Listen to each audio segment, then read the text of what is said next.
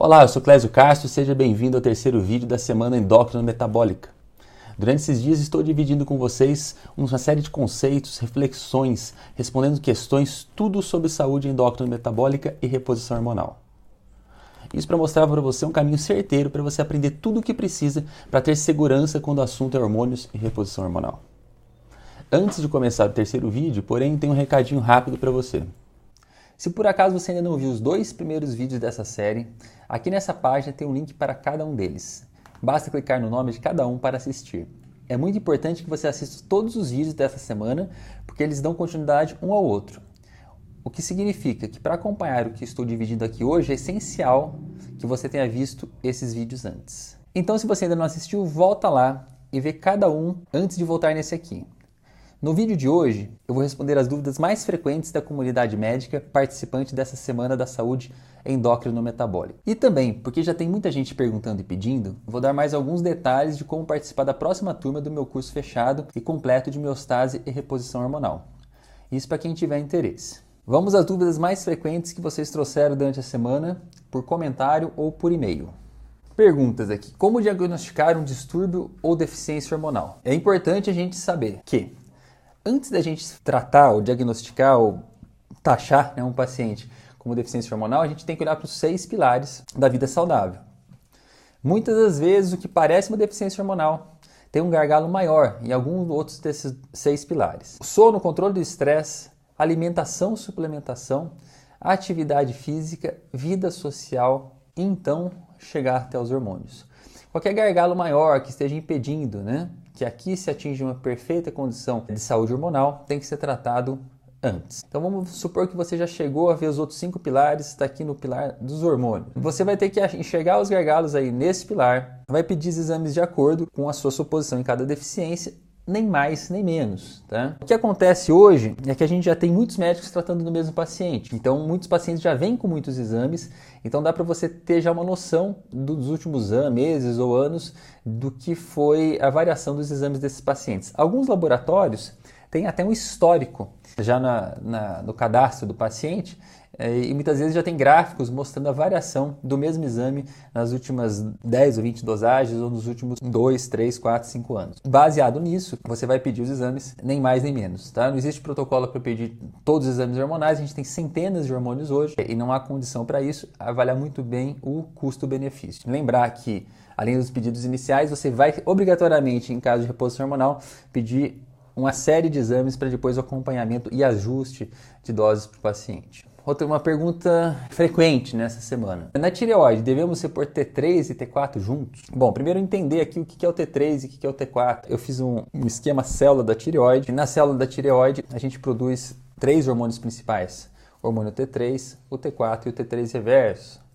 Como é que é feita essa produção? Lá no núcleo a gente tem um código para uma proteína que chama tireoglobulina. Essa proteína tireoglobulina tem mais de 200 aminoácidos. Alguns aminoácidos dela são as tirosinas aqui.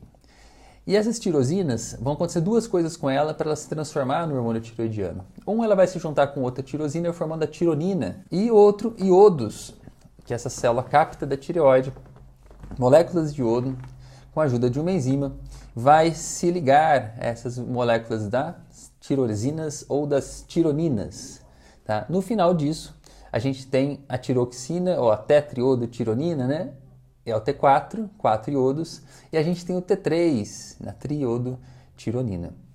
Então a pergunta que eu recebi de várias pessoas é: existe esse negócio de repor T3 na deficiência de hormônio tireoidiano? A gente tem que saber que a maior parte da transformação do T3 ocorre lá na periferia. Então o T4 vai ser liberado pela tireoide e a maior parte da transformação vai ocorrer intracelular. Então ocorre um hormônio intrácrino. As deiodinases vão tirar esse iodo aqui da molécula de T4 e transformar o T3 dentro da célula onde ele vai agir. Então, o hormônio mais escolhido para você estar fazendo a reposição e andar no corpo inteiro e entrar nas células é o hormônio T4, sem dúvida. Além porque ele tem um tempo de meia-vida maior do que o hormônio T3. O que acontece é que a gente tem, na variação individual, a gente tem muitas diferenças de ser humano para ser humano, de como as iodinases vão tirar esse iodo do T4 para transformar em T3. E a gente sabe também que a tireoide já joga alguma quantidade de hormônio T3, já libera direto no sangue esse hormônio T3, que vai ser transportado de forma livre ou conjugada com os transportadores dos hormônios tiroidianos. Então, é de se esperar que, e é mais trabalhoso, mas é de se esperar que há uma vantagem também de você colocar uma dose de hormônio T3 junto com o hormônio T4. Não é a rotina de hoje, né? Hoje a levotiroxina, o hormônio T4 é o hormônio usado como prioridade, mas cada vez mais surgem trabalhos mostrando uma maior efetividade no tratamento de reposição hormonal da tireoide, quando você usa, além do T4, usa uma dose do T3 também, tá? Então os dois são hormônios tiroidianos, na prática o T3 que vai ter ação direta, na prática ele tem tempo de meia-vida menor, por isso que a gente optou lá por trás de usar o T4 para reposição, e hoje a gente está revendo as vantagens de a gente colocar uma proporção de T4 e T3, tá certo? A molécula é parecida, né? A diferença é que as deiodinases vão tirar um iodo, né, dessa parte da molécula e transformar no T3 ativo. Se você tirar o iodo dessa parte da molécula, você vai ter o T3 reverso, que aí é um outro hormônio importante também, mas é importante porque a sua presença em excesso, ele é um hormônio inativo, né? Ele é o T3 inativo, então funciona aí como um anti-hormônio. Quando se tira esse iodo errado, né, ou trocado, você tem um hormônio não funcionante. Solução de Lugol, quando usar e por quanto tempo? Então lembrar que o iodo, né, presente na solução de Lugol, a ideia dele veio do quê? Na deficiência de alimentação por muito tempo sem iodo, mais de 3 meses, acontece que você pode, esse iodo absorvido pela célula da tireoide, ele fica estocado por até 3 meses aqui. Mas na deficiência completa, né, na alimentação, uma alimentação deficiente, acaba provocando um defeito na produção de hormônio tiroidiano, por deficiência de iodo. E a gente tem aquele chamado bócio endêmico, por deficiência de iodo. Isso não acontece com muita frequência no nosso dia a dia hoje, mas foi muito comum no nosso passado. Uma das ideias para se resolver isso foi colocar iodo no sal de cozinha, né, para você garantir um consumo de iodo. Então a gente precisa sim ter atenção à quantidade diária de iodo que a gente consome, né? O que a gente tem recomendado são 150 microgramas por dia e um máximo tolerado de 1.100 microgramas por dia de iodo. É lógico, né? Se você for pegar uma estatística americana, norte-americana, com certeza dentro da alimentação se come o dobro da alimentação, sem suplementação já se come o dobro do recomendado diário. Então na alimentação da população norte-americana, hoje você já encontra 300 microgramas por dia. Né, já se passa. E no Japão, por exemplo, esses valores passam do máximo tolerado diário, né, chegam a 2.000 microgramas por dia até 3.000 microgramas por dia. Tá? Então, fica atento a esses valores. Fica atento por quê? Quando a gente vai suplementar iodo, a gente sabe que o iodo, a falta dele vai fazer prejudicar. Mas a maior parte dos trabalhos de excesso de iodo mostram também que o excesso de iodo pode induzir ao hipertiroidismo. Então, nem tanto e nem tão pouco por iodo. Como é que eu posso suplementar o iodo, além da alimentação? Então, a gente tem a solução de Lugol. Lugol foi um estudioso de doenças tiroidianas, e aí essa solução ganhou o nome dele, onde a gente pega o iodo ressublimado com iodeto de potássio. Faz uma mistura, essa solução de Lugol é uma solução mais forte, é 5%. Cada gota de iodo tem cerca de 6,25 miligramas. Então é uma dose bem superior do que a máxima recomendada. Lógico, se você tiver uma deficiência, você pode usar doses acima da recomendada diária e acima do nível tolerável. Né? Então para tratamento é diferente. Mas para suplementação diária de quem tem uma dieta normal e não está com deficiência, essa dose já suplementaria várias vezes a necessidade diária. Vamos ver uma solução de Lugol 2%. Cada gota teria cerca de 2,5 miligramas, seria o que o japonês mais ou menos come de iodo por dia. Tá? Então, se você for usar uma solução dessa para fazer a sua suplementação diária de iodo, saiba que você já está fazendo uma suplementação acima do nível tolerado. Isso não deve durar e saiba que você, se você tiver um estoque bom, 3 meses lá dentro da sua tireoide vai ter iodo, tá? Então nem tanto, nem tão pouco. Se você pegar outras formas de suplementação, cuidado com a dosagem, tem que ser a mesma. Aqui tem o iodo direto da alga, iodo kelp, tá? Aqui numa dosagem do que é recomendado diário, 150 microgramas por dia. Perguntas do GH. Também tive algumas perguntas essa semana do GH, com muita polêmica, às vezes um pouco de fantasia. Perguntas sobre indicações, precauções, horários, é usado para anti-envelhecimento. Como é que funciona esse negócio de GH? O que eu quero falar primeiro, para a gente entender até a questão da reposição hormonal. Se a gente pegar mais de 20 anos atrás, o GH você usava só para reposição de deficiências hormonais. Hoje em dia, nos últimos 20 anos, essa discussão a gente ampliou. Então, quando a gente vai tratar uma criança na endocrinopediatria para aumento de estatura, a gente não faz muita mais distinção se essa criança tem uma deficiência da produção hormonal de GH ou se ela vai ter só uma indicação estética e de qualidade de vida. Ou seja, hoje a gente discute o GH diferente do que discutia anteriormente e a gente entrou então numa questão da ética e não da reposição hormonal. Às vezes a gente tem uma previsão, né, da estatura para aquela criança de acordo com a estatura familiar, a previsão de acordo com a maturidade óssea, a gente chega a essa conclusão que essa criança vai ter uma baixa estatura. Então hoje a gente já faz a reposição de GH, ou seja, a gente faz na verdade tratamento de GH para crianças que têm a previsão aí de uma baixa estatura. Tá? Então só para entender que os hormônios, quando a gente fala de reposição hormonal, a gente está entrando hoje em outros aspectos que não é só a reposição hormonal. Tá? Aqui é um trabalho mostrando justamente isso.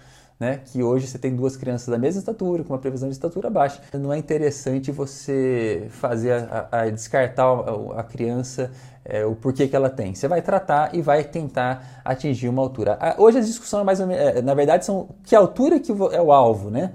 Dependendo da população, qual é a altura que você tem como alvo chegar para considerar aquela criança dentro de um social, né, dentro de uma estatura normal. Então até onde você trata também. Tá? Outra discussão é que mesmo as crianças tratadas com GH, com deficiência de GH, elas vão precisar de GH até os 25 anos de idade, pelo menos. Né? Onde a gente para o crescimento de estatura, mas ainda tem o crescimento do desenvolvimento do organismo. Então essa discussão dos congressos de endocrinopediatria a gente também está discutindo, onde que, até quando que a gente trata essas crianças com, aí no caso as com deficiência. Mas o GH, hoje a gente sabe que o excesso durante a infância pode provocar o gigantismo e a falta pode provocar o nanismo proporcional. A gente tem mais de 200 tipos de nanismo, mas a gente tem o nanismo com deficiência de GH. Na fase adulta a gente sabe que o excesso pode provocar acromegalia. Né? Aquele lutador do UFC, do MMA, o Pezão, foi um caso disso, um caso de um tumor, excesso de produção de hormônio de crescimento, que causou acromegalia. O próprio Shrek é um personagem baseado num paciente acromegálico. O que a gente não discute hoje, talvez, né, essa seria a maior dúvida do GH, na fase adulta. Né? A fase adulta, um dos erros do hormônio de GH é que ele ganhou o nome de hormônio de crescimento. Quando a gente começa a estudar ele, a gente associa a criança, associa crescimento, mas é um hormônio que todo mundo tem e todo mundo precisa, né? Faz parte da nossa homeostase hormonal. Então, uma outra questão é, na fase adulta, o que a gente precisa ter para a gente enxergar a necessidade ou não de GH, quais seriam os níveis, né, de GH que seriam. Aqui um trabalho famoso do New England Journal of Medicine mostrou que em uma população mais idosa ocorre, né, essa diminuição do GH e dos níveis de IGF, né, que é uma das medidas que a gente usa para medir o GH. Bom, preocupações com o GH. Tá? Então, qual é o perigo do GH? Teve realmente nos anos 80 um aumento de alguns trabalhos mostrando leucemia no Japão, né? Crianças tratadas com GH e mostrando aumento de câncer. Esses trabalhos foram refeitos, populações maiores, e acabaram achando uma inconsistência estatística para falar que realmente o uso de GH aumentava a questão da leucemia. Isso no caso de cânceres novos. E câncer recorrente? Paciente que já teve um câncer, tratou, precisa usar GH. Como é que a gente faz esse tratamento para quem já teve câncer? Então é interessante você esperar pelo menos um ano de remissão estável do tumor. Por quê? Porque se você fizer antes disso, pode ter uma grande confusão se surgiu por causa da reposição de GH ou se surgiu porque surgiu mesmo. Tá? Então é prudente esperar. E segundo câncer, ou seja, depois de ter um câncer, a pessoa tem um outro câncer, não tem relatos, não tem estatística para falar isso. Tá? Então existe essa preocupação, mas em termos de trabalho hoje, de pesquisas, não é uma coisa muito estatística, com esse detalhe nos anos 80 no Japão. Ok? Isso sobre o GH. O GH é um dos hormônios mais estudados no mundo e aí, portanto, um dos mais seguros também. HCG, também outra polêmica, várias questões de HCG. Pergunta mais interessante que eu falo assim, HCG funciona? Aí a resposta é essa muito fácil, né? Lógico que funciona. Se ele não tivesse funcionado, você não estaria vendo esse vídeo agora. Por quê? Você só está vivo porque você produziu HCG no primeiro trimestre, lá quando você era embrião, estava no útero de sua mãe, e isso que fez com que o ovário não deixasse de produzir progesterona e o útero não descamasse, você permanecesse lá até você conseguir ter uma estabilidade hormonal e manter a homeostase uterina. Mas o HCG é responsável, é um hormônio proteico, aqui uma estrutura tridimensional dele, e ele é muito parecido com outros hormônios. E isso é uma vantagem terapêutica dele, porque o HCG ele foi obtido da urina de mulheres grávidas antes mesmo da biotecnologia acontecer, como a gente teve na necessidade do GH. Então é o hormônio mais fácil de se obter sem o método da biotecnologia. E qual é a vantagem da gente ter o HCG para terapêutica, né? Onde ele pode ser utilizado? A grande sacada é que o HCG, junto com o LH e o FSH, né, os hormônios que estimulam os hormônios das gônadas e o hormônio tireoide estimulante, eles todos têm a fração alfa idêntica. Tá? Então a fração alfa, metade do hormônio já é igual.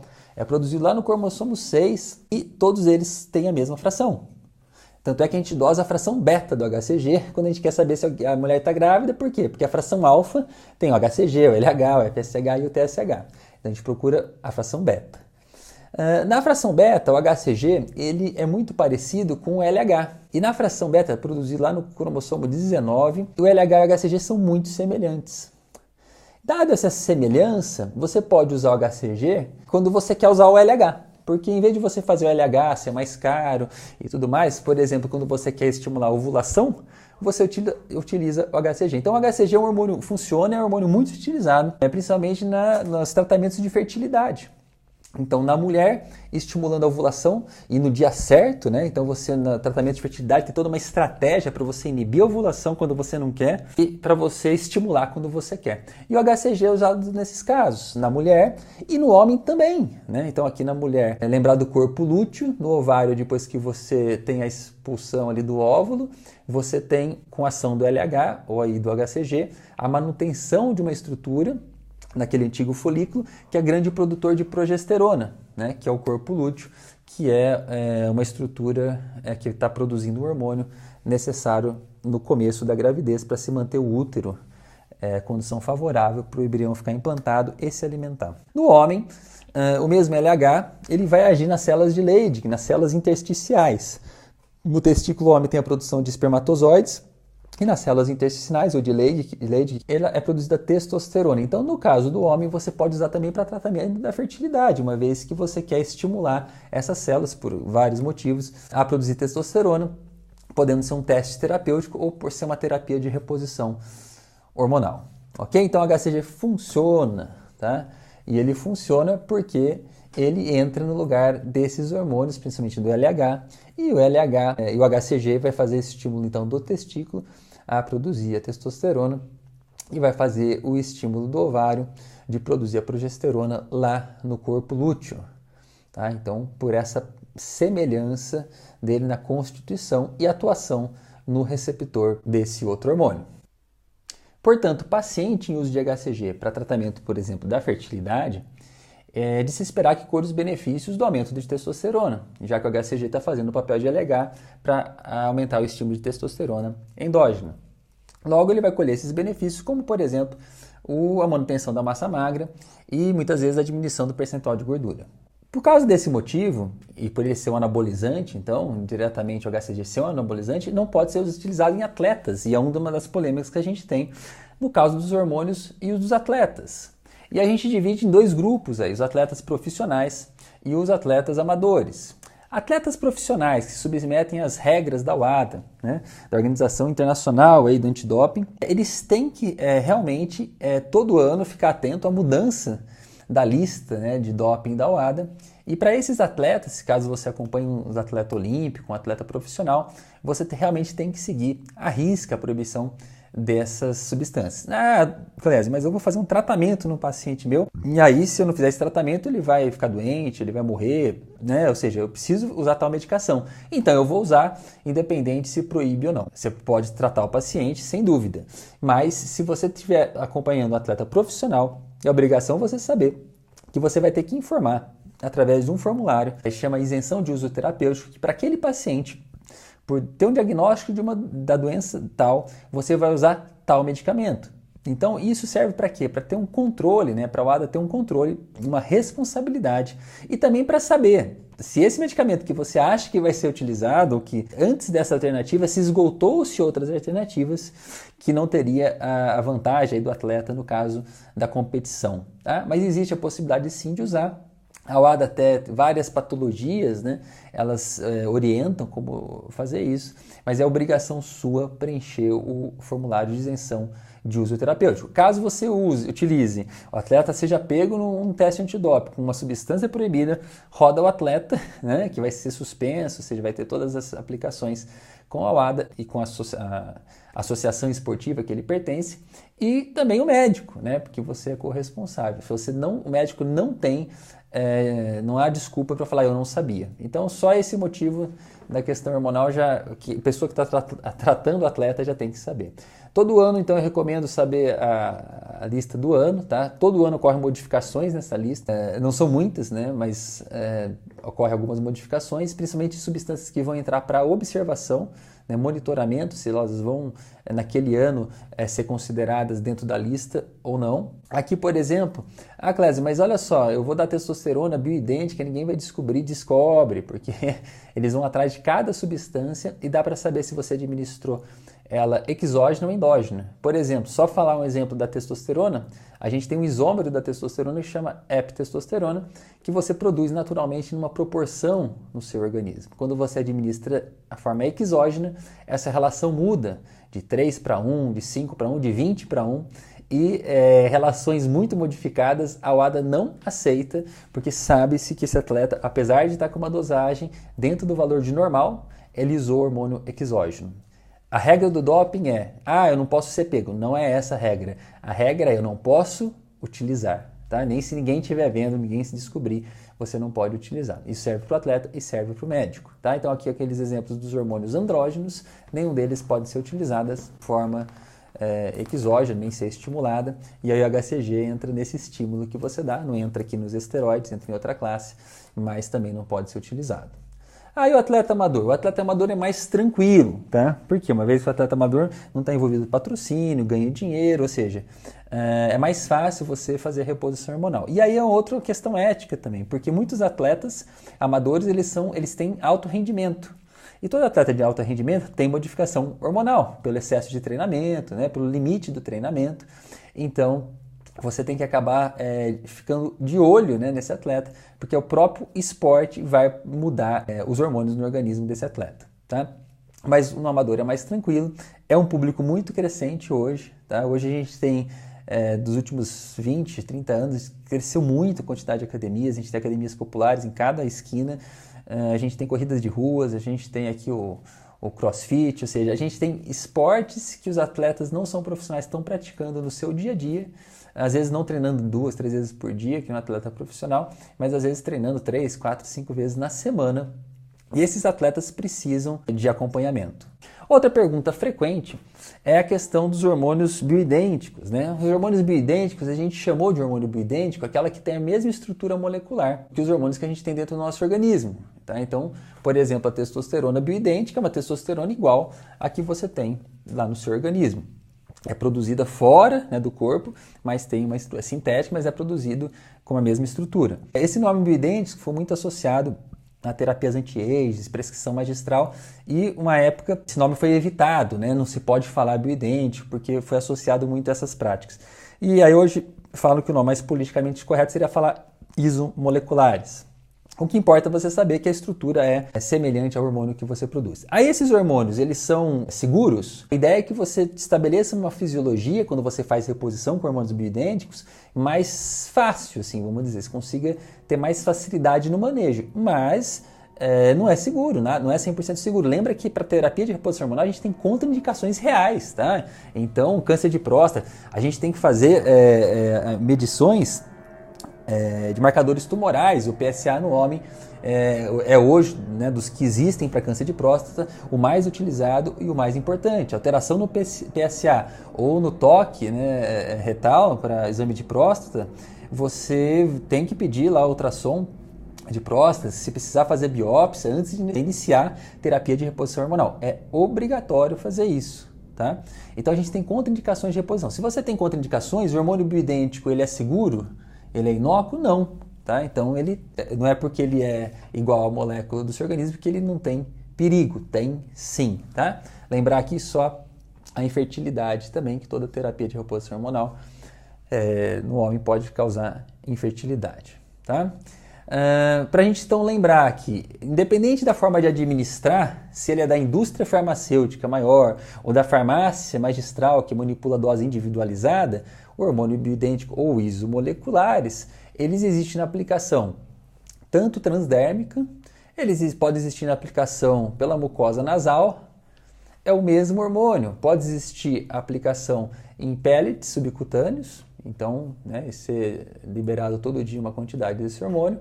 Pode ser transdérmico também, né, através de adesivos, né? Então, existe tantos adesivos para administração no escroto, como também existe na pele. Todos são o mesmo hormônio, as formas que diferenciam. No Brasil a gente não tem, mas a gente tem também uma forma de administração da testosterona na mucosa bucal, tá?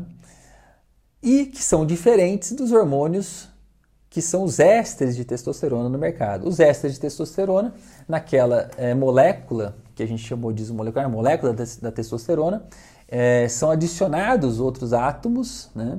Então, do supionato, 1-decanoato e o propionato, aqui o dorateston, são propionato, mais outros 3 ésteres de testosterona, e modificando então a molécula original e mudando o tempo de meia-vida da droga. Então a testosterona, você tem que fazer uma aplicação diária com aquela molécula. Com essas moléculas, como demora, o tempo de meia-vida aumenta, você pode fazer aplicações a cada 1, 2 semanas ou até 12 semanas, no caso do 1-decanoato. Tá? Então são modificações da molécula para que você tenha estratégias de facilidade de administração e manutenção aí de um platô de reposição hormonal com mais facilidade para administrar, tá bom? E tem, não confundir, né? Então, isomoleculares com os ésteres e não confundir com os anabolizantes. Tá? Os esteroides anabolizantes são estruturas modificadas da testosterona original e por elas ser modificadas são chaves que se ligam lá na mesma fechadura do que a testosterona,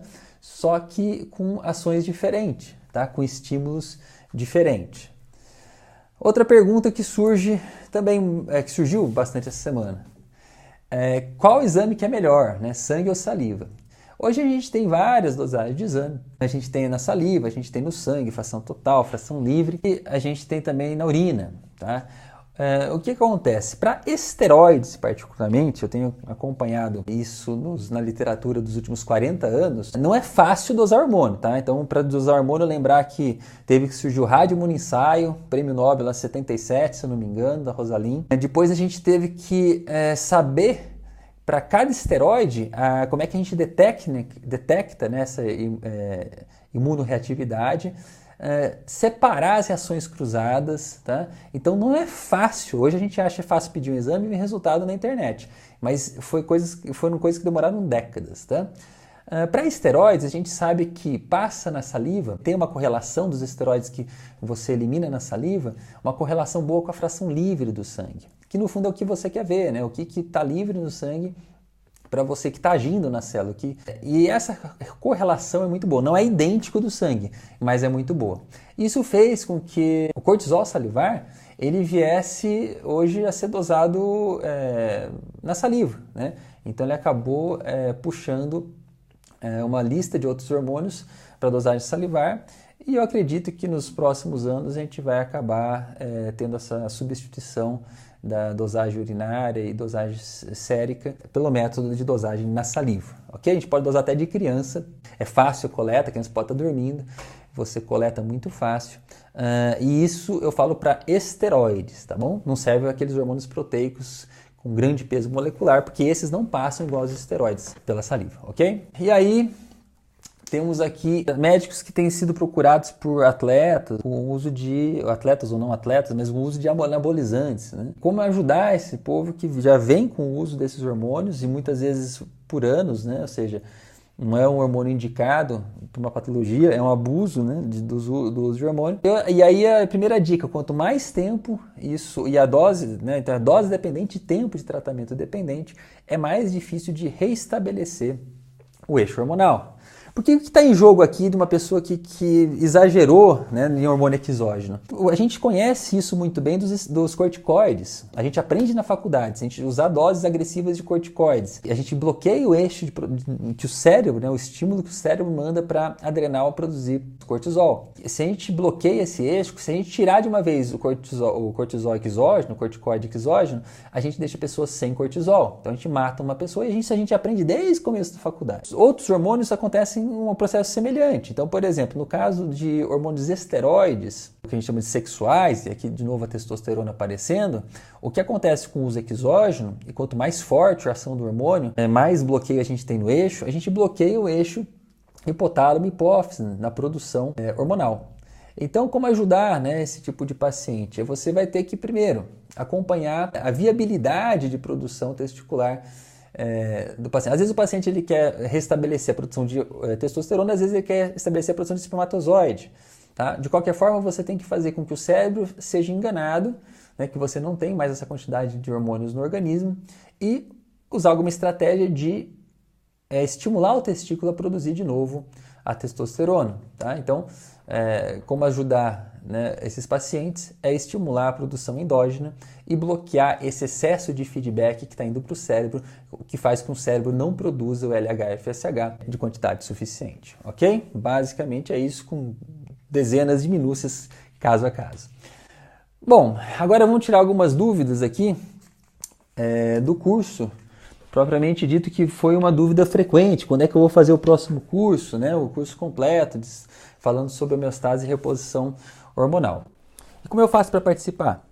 Bom, na próxima terça-feira, às 9 horas, eu vou soltar o quarto e último vídeo dessa série. Nele eu vou mostrar para você o mapa exato, checklist dos conhecimentos necessários para ter segurança no diagnóstico.